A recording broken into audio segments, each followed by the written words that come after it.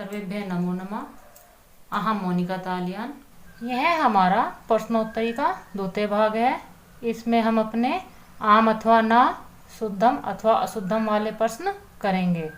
आम अथवा ना, शुद्धम अथवा अशुद्धम, इन दोनों में से आपके प्रश्न में एक कोई भी लिखा हुआ आपको मिलेगा। आप उसके अनुसार ही अपने इन प्रश्नों के सामने वह शब्द लिखेंगे। यदि आपके प्रश्न में आम अथवा ना लिखा रहता है तो आप अपने प्रश्नों के सामने आम अथवा ना में ही उत्तर देंगे। लेकिन यदि आपके प्रश्न में शुद्धम अथवा अशुद्धम लिखा रहता है तो आप उसके अनुसार अपने प्रश्नों का उत्तर देंगे। यह आपका प्रश्न बनेगा एतेषां प्रश्नानाम आम अथवा ना लिखन्तु, कि इन प्रश्नों के सामने आप आम अथवा ना लिखिए। इनकी भी हम हिंदी जानेंगे क्योंकि यह आपकी पुनर्अभ्यास की भी प्रश्नोत्तरी है। इन प्रश्नोत्तरी में आप अपनी कॉपी पर लिखकर अपने प्रश्नों का अभ्यास करेंगे।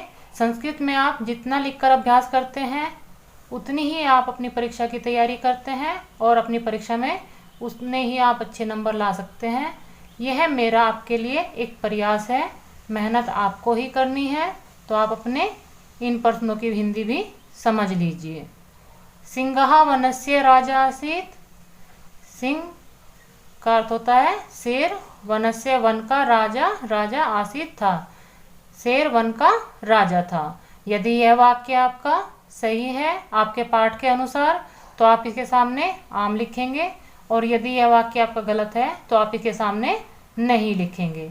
इस प्रकार आप अपने प्रश्नों के सामने आम अथवा नहीं में इनका उत्तर देंगे। पशवः सिंहात् भीता न आसन। जो पशु थे वह शेर से भयभीत नहीं थे। यह वाक्य आपका सही है या गलत, यह आपको अपना पाठ समझने के बाद पता लग गया होगा, क्योंकि अब से पहले आप अपने पाठ भी पढ़ चुके हैं, अपना अभ्यास कार्य भी कर चुके हैं और पुनर्अभ्यास वाली वीडियो भी आप अब तक देख चुके हैं। तो सभी आप देखने के बाद अब तक आप ये जान चुके होंगे कि पशु शेर से भयभीत थे या नहीं। उसके अनुसार आप अपने प्रश्नों के सामने आम अथवा ना लिख दीजिए। सिंहः पशून् मारयति स्म। शेर पशुओं को मारता था। यह वाक्य यदि आपका सही है तो आप इसके सामने आम लिखेंगे। यदि यह वाक्य आपका गलत है तो आप इसके सामने ना लिखेंगे। सिंहः बुभुक्षिता न आसीत्। शेर भूखा नहीं था। गुहायाः स्वामी एकः शृगालः आसीत्। गुफा का स्वामी एक शृगालः शृगाल था। शृगाल का अर्थ होता है भेड़िया। शृगालः मार्गे सिंहस्य चरण चिह्नं न आपश्यत्। भेड़िया मार्ग में शेर के पैरों के निशान नहीं देखता। तो आपने अपना पाठ पढ़ा हुआ है तो ये आपको पता ही होगा कि भेड़िया आपके रास्ते में पैरों के निशान देखता है या नहीं। आप उसके अनुसार ही अपने यहाँ पर आम अथवा ना लिखेंगे कि यह वाक्य आपका सही है या गलत। किम छात्रः पठने आकुशलम आसीत्।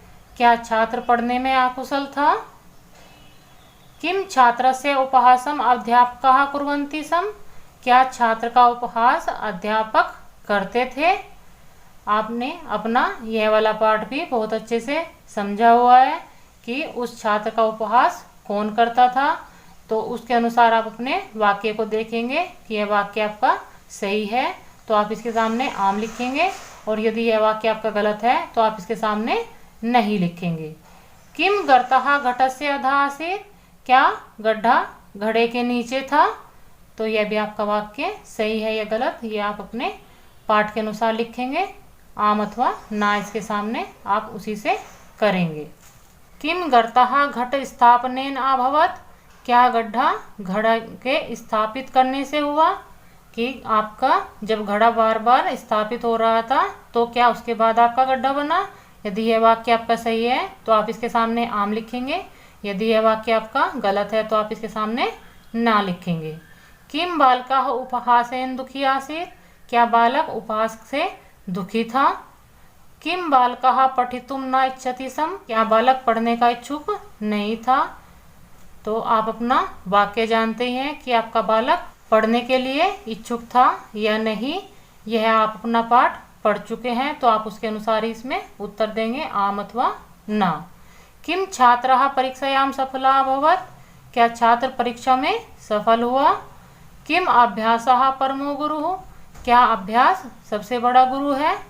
इस वाले प्रश्न को तो आप और भी आसानी से कर सकते हैं, क्योंकि आपके पाठ का ही नाम यही है कि आप इसका क्या उत्तर देते हैं। यह आप अपने पाठ के अनुसार देखेंगे, आम अथवा ना में से। वृक्षाः अस्माकं जीवनस्य आधारः सन्ति, वृक्ष हमारे जीवन के आधार हैं। वृक्षाः भूमि उद्भवन्ति, वृक्ष भूमि में उत्पन्न होते हैं। वृक्षाः अपि भोजनं कुर्वन्ति, वृक्ष भी भोजन करते हैं। सर्वे वृक्षाः फलानि यच्छन्ति, सभी वृक्ष फल देते हैं। यह आप अपने पाठ में पढ़ चुके हैं कि सभी वृक्ष फल देते हैं, या कुछ वृक्ष फल देते हैं और कुछ वृक्ष आपके फूल देते हैं। तो आप उसके अनुसार, आप अपने पाठ के अनुसार इसके सामने आम अथवा ना लिखेंगे। आपके सभी प्रश्नों में जो सबसे सहायक होंगे वह है आपके पाठ को बहुत ध्यान से पढ़ना।